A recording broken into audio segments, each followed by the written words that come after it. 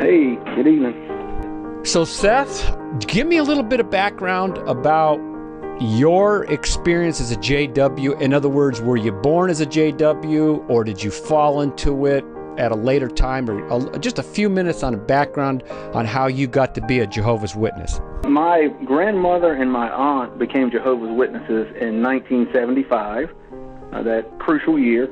My family pretty much bought in to the teaching of the Watchtower, but neither of my parents at that point had ever made any kind of commitment to the Watchtower.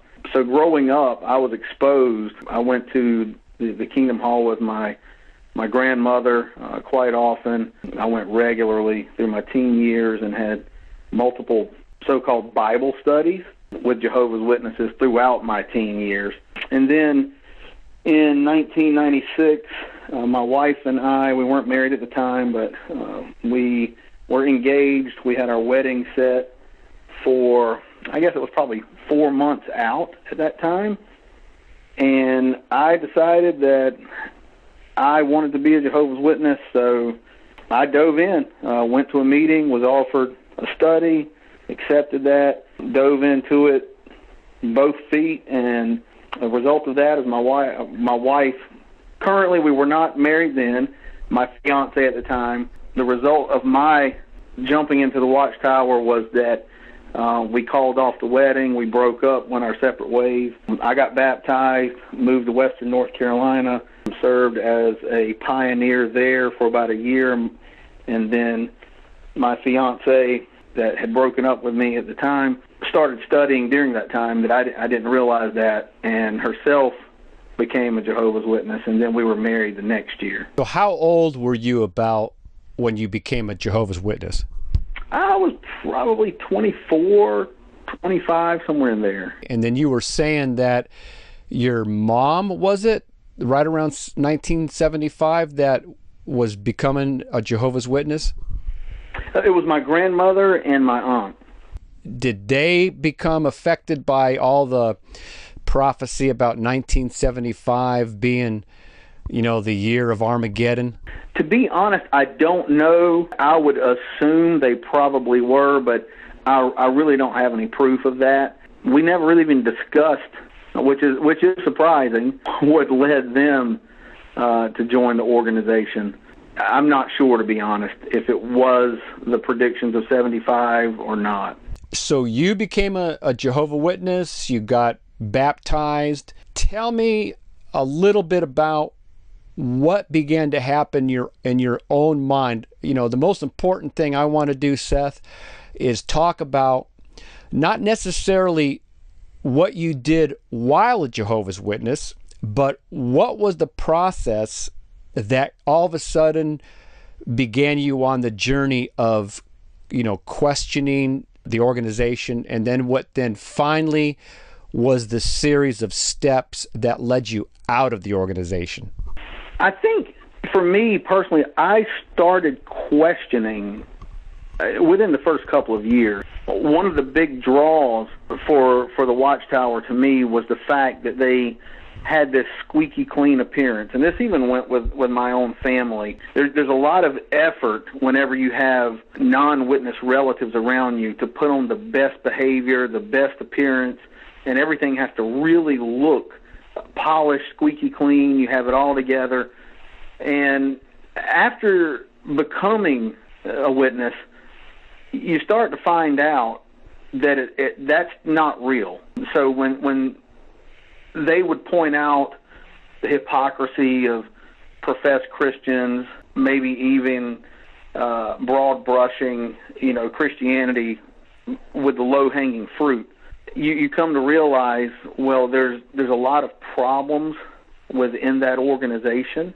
There's broken marriages, there's fornication, there's abuse of alcohol. So you have all these issues. And for me, so I started to recognize that, things here are not really much different than out there. So that was the first thing. And then it was I think it was 2 years after being in the organization, I got appointed as a ministerial servant. So it would have been probably 2 years after that. So about four or 5 years in, I was confronted with a pastor. He just primarily with his Bible, but he also had another guy with him that had all the literature from the Watchtower, like going back decades. He was questioning me, presenting the literature, just showing me the various changes and what they said then, what they say now. In my mind, it was hard to really reconcile a lot of this, and so it was like he left a pebble in my shoe. It really shook my faith in the organization itself. So that stuck with me for some time. Around 2010, somewhere in that range, we had a relative that became a witness. This relative had caused harm in my family due to sexual abuse in the past. This person became a witness, joined our congregation, was trying to use the influence in the congregation as a means to have unrestricted access to my kids. So it started causing problems. That started causing an issue. It just started to uncover a lot of things in the past, a lot of abuses and things that had taken place. And I quickly realized that you cannot say anything in the Watchtower. So for a person to come forward and speak about things, so even though what had happened was while this person was not a witness, this person was trying to use being a witness as the catalyst, to have this association with my family. So it put me in a position where I was forced really to uncover some things in the past because the elders were asking about it. They were trying to get me to take on more responsibility, give more parts, do more at the meetings. I had a newborn, a 2-year-old, and a 4-year-old at the time. Just basically, I can't do that right now. I'm not putting all the burden on my wife. So it led to a discussion, well, why not this person? And since you're related. And so I had to talk about that. And it was at that point that things really got ugly. I was threatened that I had to remain silent about it. I could not talk to anyone. If I said anything, that I would be guilty of slander, and I would have to go before a judicial committee. I don't mean to interrupt you. I'm a little confused. Let's go back. So there was a guy came into your life. He was not a Jehovah's Witness, and while he was not a Jehovah's Witness, there was some type of sexual impropriety that this guy was doing to some of your kids? Well, no, this was not with my kids. No, it was others and myself, actually. It was a relative, and as you can tell, I'm trying to protect them right now, which might be surprising to some people. But yes, this happened during my childhood, teenage years, and there were others affected as well. Not my children, though. Okay, so this relative, and please, I don't want you to divulge names, of course, or anything. So this relative, while you were a boy, came into your life and did some improper things, right? Correct. That's where I got a little bit confused. Okay, then tie the pieces together. This all came to a head as an adult, and as I said, this person themselves became a Jehovah's Witness. After that, they tried to use that because they were in my congregation as well. They tried to use that because you have to have in the congregation, they want to maintain this appearance of unity. There's no issues in the congregation. Everything has to be clean. As part of that, it allows people like this person to try to push in and take advantage of that situation, which is what was happening there. So the fact that I had to stand my ground and say, no, my children are off limits in this way. You're being alone. My children sitting in your lap, and thinking that's not happening. So you become an adult. You get married. You're now a Jehovah's Witness. And all of a sudden, this person involved in improper relationships when you were a child now surfaces and becomes a Jehovah's Witness and uses the fact that they're a Jehovah's Witness now to try to prey on other children in the congregation?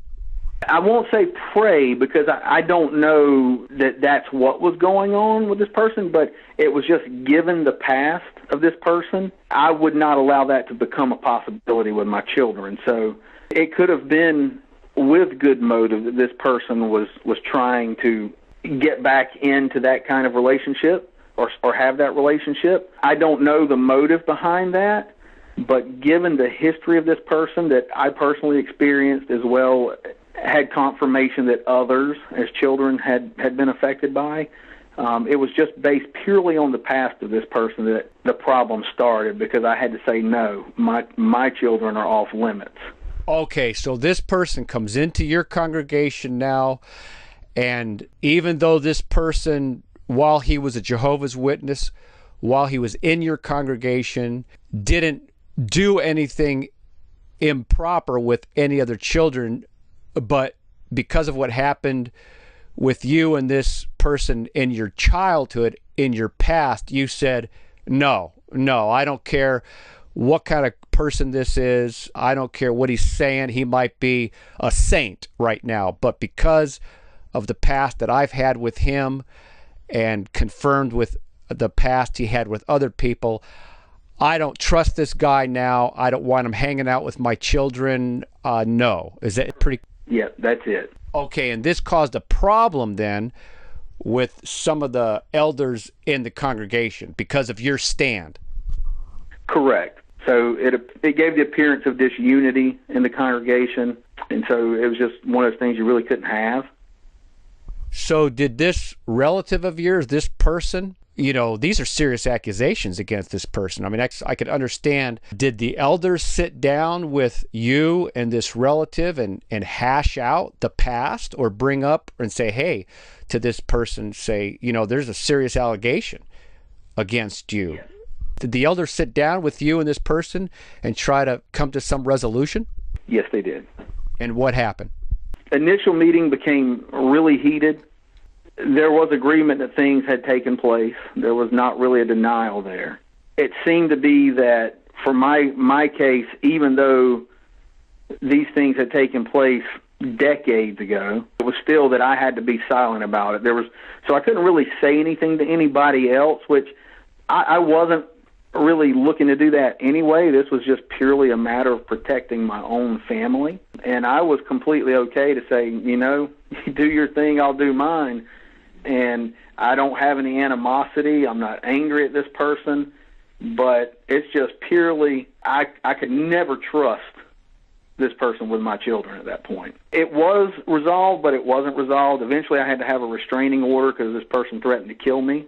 They did not. Even at that point, there was no congregation disciplinary action taken against that person, and I was still, forced to basically remain silent about things. I couldn't say anything. So for myself, it just became just overbearing. I couldn't really cope with things anymore. There was no kind of help from the congregation. It's like you don't have anywhere to turn to really talk to anyone about these things.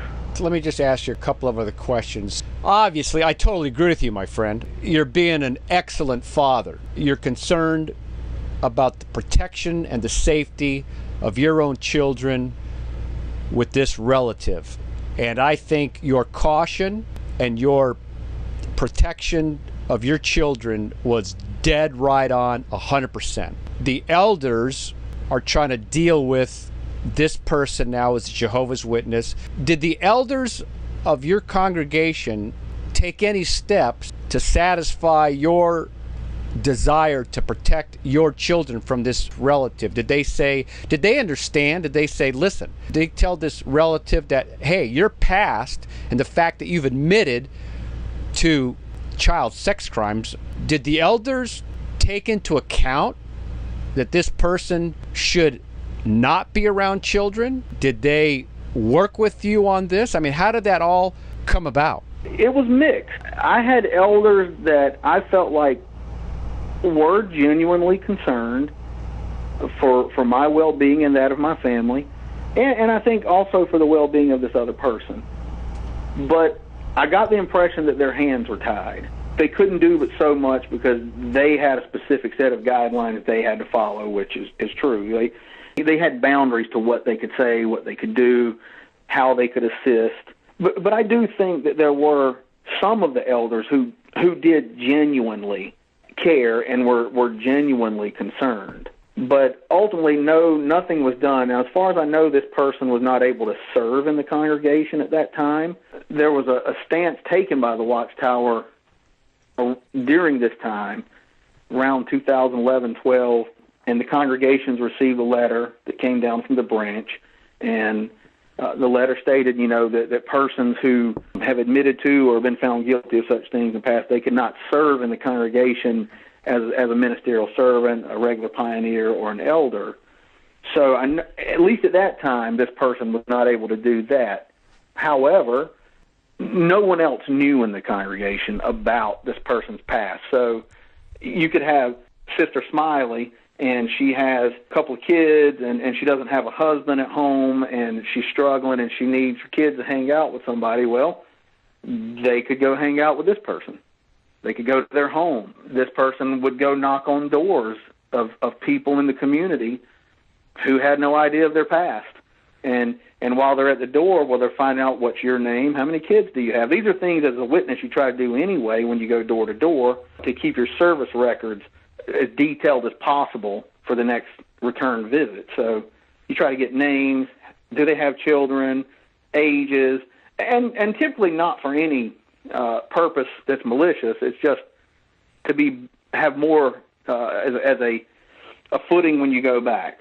You build up from the last call. Now, we all know about the sexual abuse problems among the Jehovah's Witness organization, the lawsuits that have come out.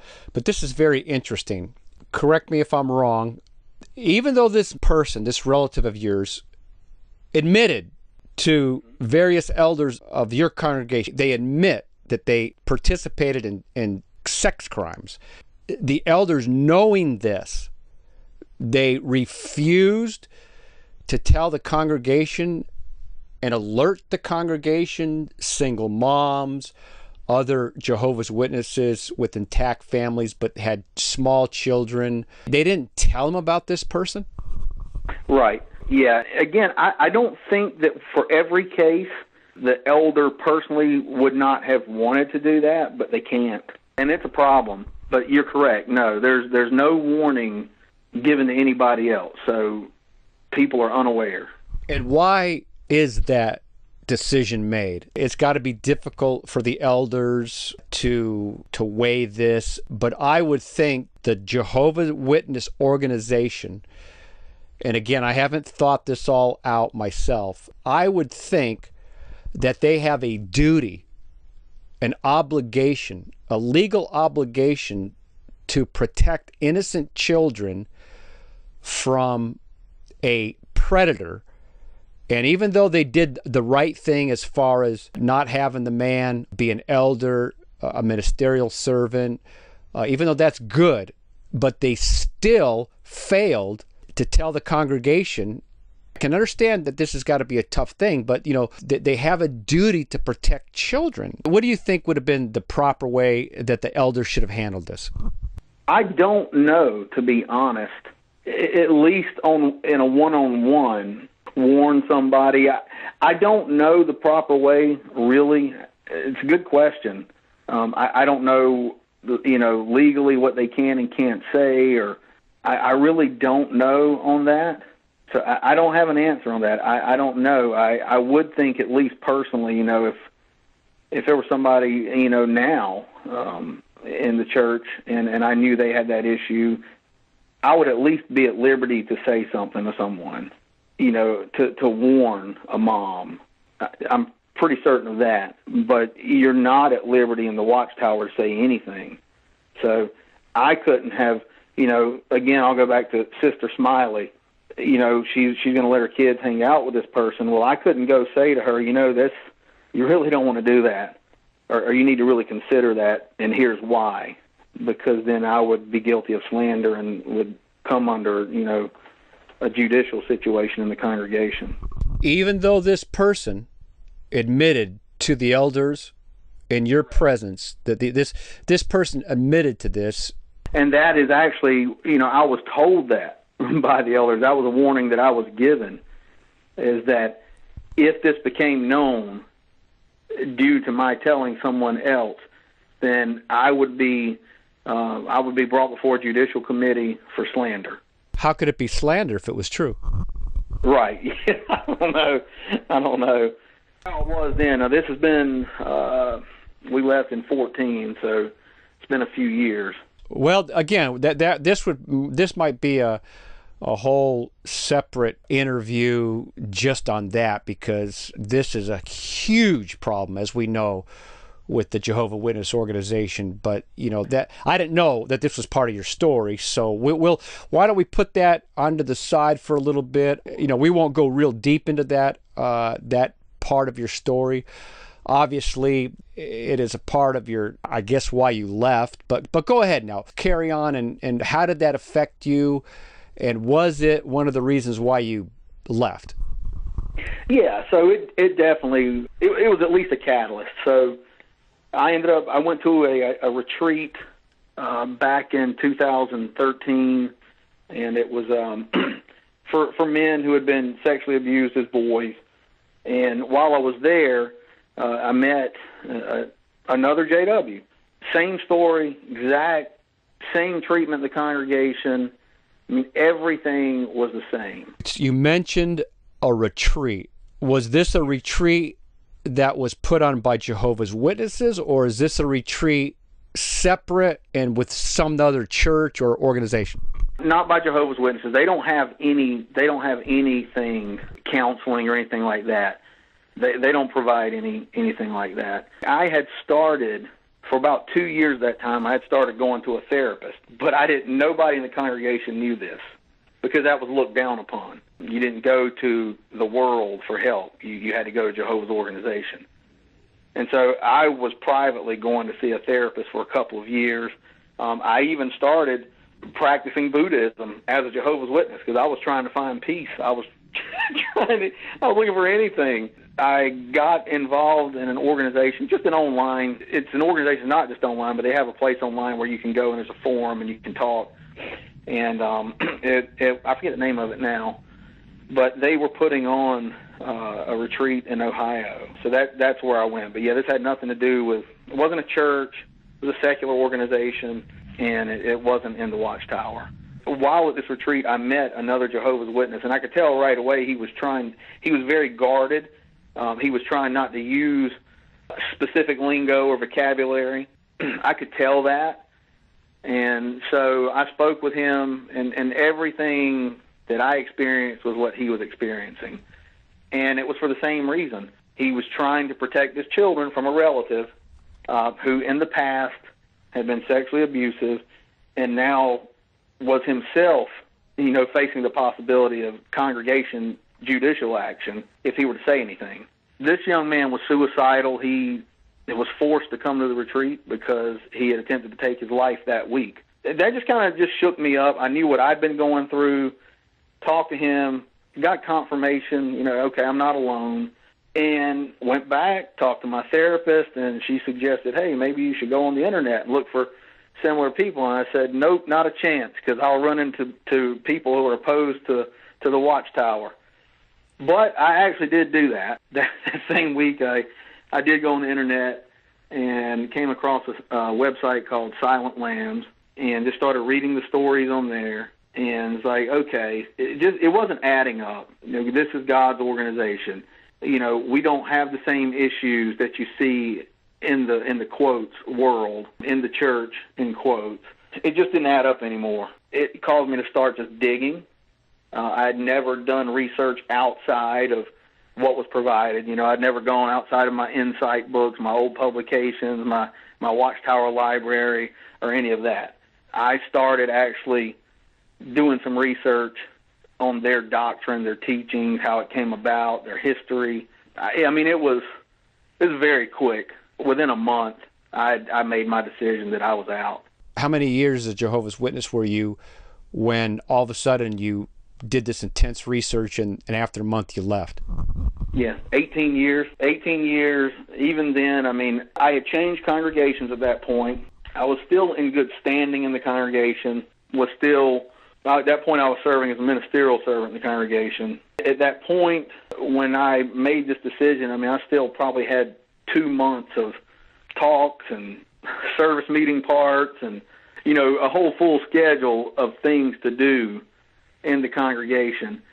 And I was pretty much keeping things to myself. My wife, I did tell her, not initially, but it wasn't long. I told her, and we actually left together. The first thing I did, I wrote a letter, and I gave that to the elders, and I emailed it first. I gave them a hard copy, or I mailed it to them, but I emailed them the letter saying that I was going to step down in the congregation, that I no longer wanted to serve as a ministerial servant. And I didn't elaborate very much on that. And then the next day, I followed that up with a letter of disassociation saying that I no longer wanted to be recognized as one of Jehovah's Witnesses. Were there one or two or three main reasons during this month time that pushed you over the edge and saying, no, this is not God's organization? These three things are one thing, or was there something that... The first thing I studied was their 1914 doctrine, and I got the book Gentile Times Reconsidered. I can't remember the author's name at the moment, but this person was a Jehovah's Witness elder and pioneer, and in one of their Bible studies, that the person they were studying with had a question about 1914, and the author decided to do their research on it, and doing their research, they totally debunked the whole 1914 teaching. And so they had actually sent the information that they had collected and put together, sent it to the Watchtower headquarters, to say, hey, here's what I found. And this person wasn't like trying to not be a witness anymore. They were just trying to present this information. We might need to correct this teaching because it's clearly an error. And that person was soon thereafter disfellowshipped.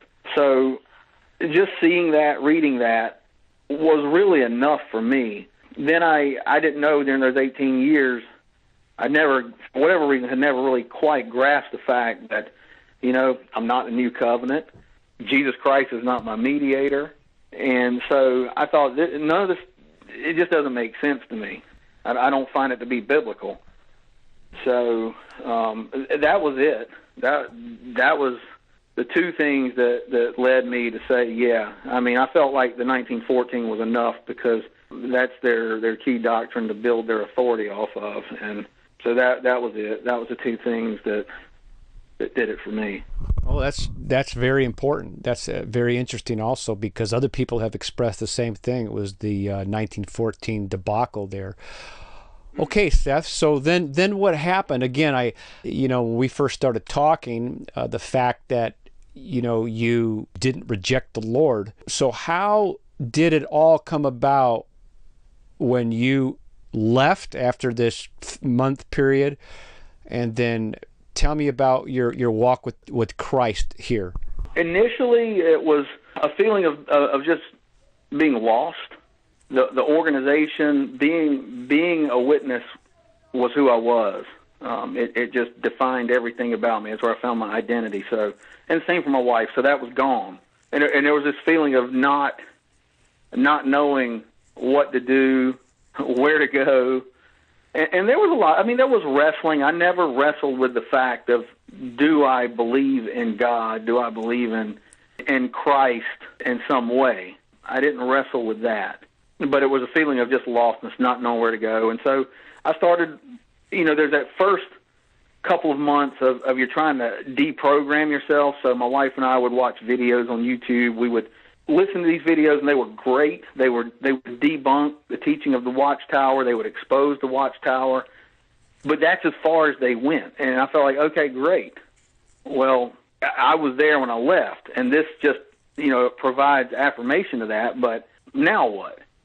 And so we actually landed on a video, and it was Todd Ellis was speaking at it's a conference in Pennsylvania called Witnesses Now for Jesus. In that video, he just went through and talked about who Christ is, talked about the grace of God, the mercy of God, why Christ came to this earth. Even though I didn't agree with any of what he was saying about who Christ was, the deity of Christ or any of that, I didn't agree with it. But for whatever reason, my wife and I, every night we would come on, we'd watch that video. We just couldn't stop watching it. I met a pastor here locally He would drive out 20 miles to where I worked once a week and have lunch with me, and didn't force anything, just talk, let me talk. He had a sermon one day where he preached on the deity of Christ. We were visiting his church that day. I'd been wrestling with it, still didn't. I would still say, as far as who Christ is, I was fully, in the camp of the JWs. But I did come home. I'd reached a point of just brokenness. That everything that had happened leading up to us leaving the Watchtower, I was still wrestling with that. I was wrestling with the brokenness from that, the brokenness from my own sin, the anger that I had. I had explosive anger at this point. And I just had just all of this crushing weight, and I didn't know what to do with it. And went home that day, went back to the woods behind my house, and I repented, asked God to save me. I still didn't know who Christ was, and begged him to just show me who he was, and forgive me if I had spent 18 years misrepresenting who he was. And I didn't, the heavens didn't open up and stuff like that. But I did feel like a big weight was lifted, and it was almost immediate. The Bible came alive to me. I would start reading, and it was like the blinders had fallen off. And so I could clearly see, who Christ was. I heard the gospel. I recognized, yes, I'm born in sin, and God is just. And if I get what I deserve, I get justice. That's his wrath for eternity, and that's what I actually deserve. But he's shown me mercy, that Christ came and lived a perfect life I couldn't live, and bore the wrath that I deserved and rose on the third day. Yeah, that was it. Like, ever since, I'm extremely grateful. The person that I mentioned, and why I'm trying to protect them now, is I have no anger toward them. They are a broken sinner just as I came into this world, and I want them to be saved. And I've gone to that person. I've told them I forgive them. I have no animosity. I've shared the gospel with them. I truly desire that person to be reconciled to God. And that's why I'm trying desperately. I don't want to say who they are or get too much information, but yeah, that's how I came to Christ. That's the beauty of being a Christian, isn't it? God comes in and cleanses us from our own depth of depravity, of our own sin, rebellion. We become regenerated through his blood, through the mercy of the Lord, his grace, his forgiveness, and then, we could extend that same grace and mercy and forgiveness to those who have injured us. And I think that's a beautiful testimony. Why do you think, being an ex-Jehovah's Witness, knowing that so many Jehovah's Witnesses become bitter against God, the very God they used to serve and knock on doors, why do you think so many of them do not follow in the path that you took? I think with ones that I've talked to, there's this thing that I believe you feel like you've been deceived your whole life. Perhaps you bought it, hook, line, and sinker, and then when you come to recognize that it was deception, I think that there's a lack of trust, maybe a fear of believing again, in a sense. I think there's a lot of hurt and anger, and people. I don't know. A lot of people probably disagree with this. You might yourself, but in the Watchtower, there's a distorted view of who God is and who man is. And the Watchtower, everything is about man. When they want to present their so-called gospel on the street, it's what's in it for you. The paradise. God loves you so much he wants to do this for you, and everything is about you. I think the Bible says no, everything's about God. Amen. He does all things for his glory, not mine. I think that part of that distortion, you leave and you think, okay, well, God owes me. He owes me something, and he does. But what he owes us is wrath. He owes us justice. And I think part of that is this anger toward God, like, somehow I didn't get what I deserved, and it builds an anger. And I feel like it was just God and his grace to help me to see who I am. And I didn't get what I deserved, because I deserved a whole lot worse than what I got. But what I got ultimately was his mercy, which I didn't deserve. Grace was extended to me, and I didn't do anything to earn it. And I just think for myself and others that are Christians who have left that organization, it was coming to that realization it allows you to let go of the anger. It allows me to realize that God was merciful to me.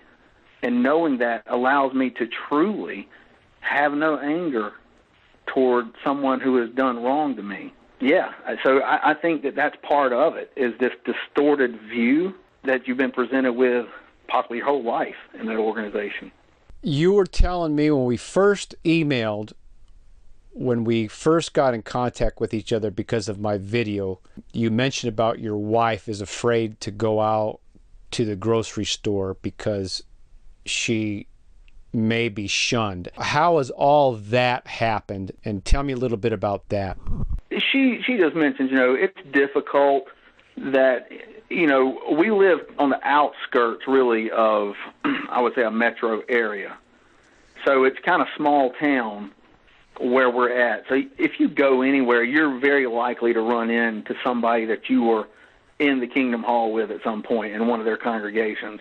And so she runs into that frequently. If she goes to the grocery store, and she'll even go to places that are not convenient in an effort to try to avoid seeing these people. And it's just more, I think, of the hurt, and also a bit of trying to shield our children. When you're in the watchtower, if no one else really in your family are witnesses, you're told to limit association, really, and restrict that. So those in the watchtower become your family. So, like for my children, they'll run into people that to them were like grandparents or aunts and uncles. And now they see my children, they won't speak.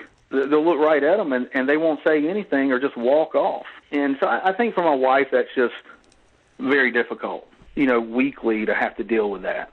Well, I think this is one of the most horrific, cruel, and ungodly aspects of the Jehovah's Witnesses, because here you are, you've been through a horrible situation as a child, abuse. As you're trying to work through this, you do some study about the organization 1914, and you can't accept that. You believe it was all a myth, a fabrication, or whatever. On the basis of conscience, you're not in adultery. You weren't caught stealing. You're not a drunkard. You're not out there getting drunk every night and making a scene in your community. You're not in overt rebellion to God in a sense. You know what I'm saying? So, but for the sake of conscience, you say, I can't accept this anymore. I don't believe the 1914 doctrine. I can't place myself under the authority of this organization, and because of my conscience, I've got to leave. But based on just because of conscience, not only you, but your wife and your children are shunned in your community. I think that is not only wrong, but it's diabolical. It shows me that the Watchtower Bible and Tract Society is not of God, because look at the 2019 convention with the theme of love never fails, and the utter hypocrisy of the organization is crystal clear to me. How are you dealing with that? It can be difficult. I don't have any anger toward, even when I see people I was once really good friends with or relatives, I'm not angry toward them. There's a sense where I do feel bad for them. I can see what they can't.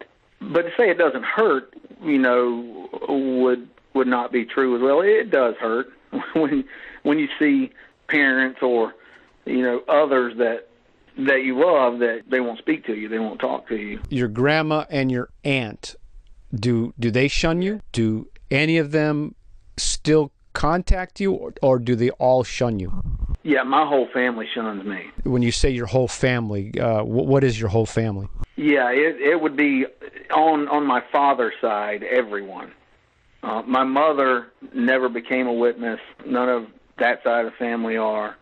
But on my father's side, everybody are witnesses, and a lot of them came in after I did.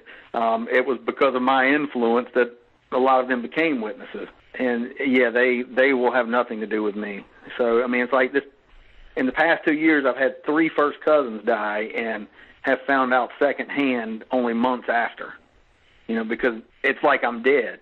No one has anything at all to do with me. My blood begins to boil as you tell me this, because, again, if you were a child molester, if you were a murderer, if you were a serial adulterer and left your kids out in the world as orphans, or didn't pay your child support, or beat your wife all the time she came black and blue home, then I could say, wow, I can understand Seth being shunned. The guy's a wicked man, evil man, habitual, willingly evil man. But that's not the case here. Again, it's a matter of conscience. You've just decided that, I'm sorry. I love the Lord. I still want to follow the Lord. I'm doing my very best to be a godly man, a good husband to my children, a faithful husband to my wife. I read the Bible. I'm serving the Lord. Because of my conscience, I can no longer be a Jehovah's Witness. And you're being shunned as if you were a murderer or some type of an evil, wicked sinner. I can't wrap my head around that. I can't understand how the Watchtower Bible and Tract Society can claim to be God's organization when they treat people like you in the way they are treating you. Are you telling me that there isn't one Jehovah Witness that you knew in the past that has reached out to you and said, "Hey Seth, we used to be good buddies, and I still love you, man, and I'm gonna still hang out with you or talk to you"? Anybody like that? No. That's terrible. Breaks my heart, man. I just think that's horrible. Tell me real briefly, how long has it been, years, since you left, became a Christian? 4 or 5 years? It'll be 5 years. It was actually this time of year when I would say that I was saved. So probably almost exactly 5 years, and about 5.5 since we left the Watchtower. And have you found a new group of fellowship, a new church, or how's that working out? Yeah. I mean, I can honestly say, whatever we have lost, we have gained much more. So when I say, it does hurt to see people that you know and that you care about that shun you, it does, but we've gained way more. And I know that I've experienced, with difficult situations, the love and the friendship is not contingent on anything, whether you are walking with Christ or whether you're a professed atheist. It doesn't matter. And I've experienced that. And we are part of a local body, Springs of Life Bible Church here in Durham. We were members of First Baptist Church in Durham for a couple of years. Both have been great. One was just more convenient for us than the other, but been blessed to be part of both of those churches, just to experience the freedom that comes in Christ. There is freedom in Christ. Just out of curiosity, your father's a dedicated Jehovah's Witness, but he's still your father. Let's say that I'm your father and I'm a Jehovah's Witness. And would I be deeply disappointed as a Jehovah's Witness that my son left the organization that I love? Well, yes, of course I would be if I was Jehovah's Witness. It would hurt me deeply. But Seth, I would never shun you. I would never cut you out of my life. I would never not pick up the phone and say, "Hey, son, we're having a barbecue tonight. Want to invite you and your wife and the kid to come on over because we're blah blah." You know what I'm saying? I would again, if you were a wicked, evil man, then I would say, well, Seth's not good. He's not a good influence for the family. Jehovah's Witnesses or not, I love my son, but I got to be protective of my family, just like you were with this relative. But to cut you off when you are a good man. And Seth, I'm not saying you're a perfect man. I'm sure you have struggles in your daily life. I don't know what it is, and it's none of my business. But as men, right. Yeah, as men, we still struggle in areas. We're still being sanctified. We're being conformed to the image of Christ. He's not done with us yet. But what I'm trying to say is that if you were my son, I would still love you. And I would never allow an issue of conscience to break the bond between a father and his son. And for your dad to have allowed that to happen, Seth, it's not just wrong, it's evil. It's wicked. It's a satanic thing. It is the very reason why Jehovah's Witnesses are rightly labeled a dangerous, mind-controlling, brainwashing cult. Because how in the world is it possible that this organization can separate a father from his son? Very true. You don't know who to trust. There's typically a lot of pain associated with it, a lot of hurt, and you're going to be in for a lot of that with, probably for the long haul. And I feel like that sometimes you've been under this bondage, this yoke, possibly all of your life, this heavy yoke, living under the law. There's no grace. It's all law. And you don't really have a concept of grace. And I would say that Christ says, "Come to me, those who are weary-laden, those who are carrying this yoke, come to him." And you can take it to Christ and leave it. Leave it with Christ, and you can go away rejoicing as a new creation in Christ. And I know for a lot of people that sounds foolish. If somebody were to hear, this conversation, a lot of people say it's foolishness. But Paul said the preaching of the cross is foolishness to those who are perishing. But to those who believe, it's the power of God. And so he also says that all men know that God exists, but they suppress that truth in their unrighteousness. I would say we know because we're created in God's image that God exists. And for so many that would mock and try to scorn and run from God, I would say don't do that. Humble yourself and come to him. We talk about empirical evidence, we talk about shoulds and should nots, but in a world of atheism, I don't have a basis for shoulds and should nots. It's based on societal norms, and societal norms have been wrong before. Slavery was okay at one time. It's okay to exterminate 6 million Jews. You can't base morality on society, and you can't appeal to right and wrong without Christ. Just run to him. Run to him. And like I said, I know people to hear that, it may sound foolish, but he says, "Come to me." So go to Christ, repent, and turn to Christ.